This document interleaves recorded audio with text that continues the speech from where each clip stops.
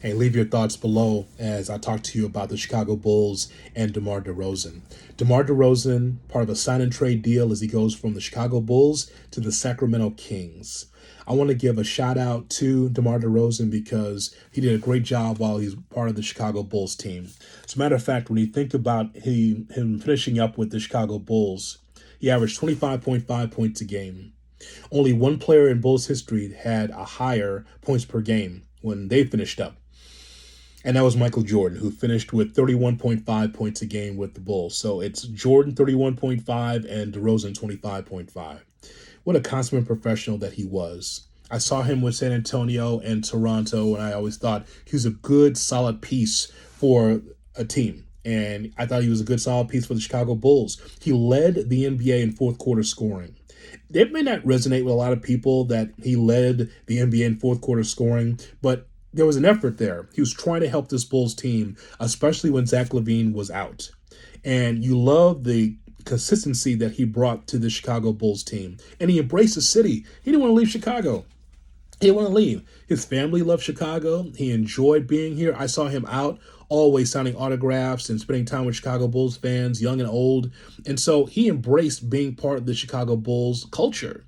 And so now he's moving on to the Sacramento Kings. And it's interesting that De'Aaron Fox and DeMar DeRozan have the most fourth quarter scoring in the NBA last season. So now they're going to be together.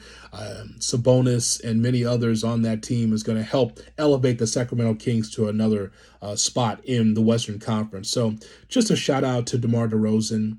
Was a consummate Bull, was just really solid for this Bulls team. And I know that the numbers, again, you say, well, what do the Bulls do in the playoffs? Or what do they do in the play-in? The point is that more times than not, you saw DeRozan come through in a big way to help this Bulls team.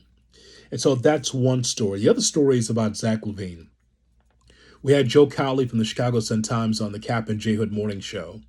And it's kind of like what we've been hearing the last couple of weeks. I've been talking about it on the radio, talking about how there aren't many suitors for Zach Levine. And one of the reasons why is because of the money he makes and then just the fit. Where does Zach Levine fit on a good team? Zach Levine is a guy that is not the reason why the Bulls are in this shape.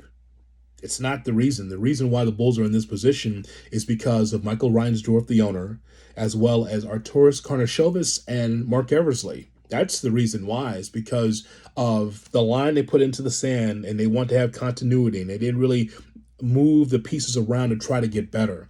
And so when I talk to people around the league about the Bulls and I ask, hey, what do you think of the Bulls? Everyone says, I don't know what they're doing. What's their future? Well, clearly they're trying to go the opposite way to be able to get a higher draft pick this upcoming draft. All I know is that Zach Levine, with this group of young players, that does not work.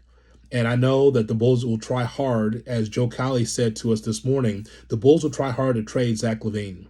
Levine is not the reason why the Bulls are in this position. I just know that other teams look at Levine and say, well, you've been injured last couple of seasons here and there. Your three-point shooting has decreased a little bit. And so I think that it's going to happen, but just when will it happen? That's the thing. Levine on this team is fruitless. If you're trying to get to a position where you want a high draft pick, then you have to trade off your assets. It is a shame overall that the Bulls are in this position right now, but again, it comes down to mismanagement. It comes down to shots and coaching and all the other stuff, but also organizational philosophy. Who are the Chicago Bulls?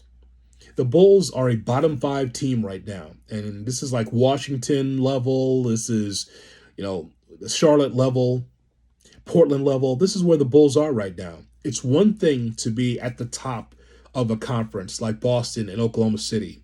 It's one thing to be at the bottom trying to dig your way out. But when you're kind of stuck in no man's land, it's bad for any team in any sport when you're stuck. And the Bulls right now are stuck. They have to pick a lane. And the lane is for them to tank. As much as I don't like it, this is exactly what the Bulls have to do. A good man in DeMar DeRozan is no longer with the Chicago Bulls. A guy that wanted to be here, but the infrastructure is not set up for him to be able to win here. Same thing with Zach Levine, same thing with Vucevic and anyone else. Leave me your comments below. What do you think of DeMar DeRozan now being part of the Sacramento Kings and the direction for the Bulls? Could you imagine Zach Levine coming back to this team? Where are you going if that's the case? What do you think?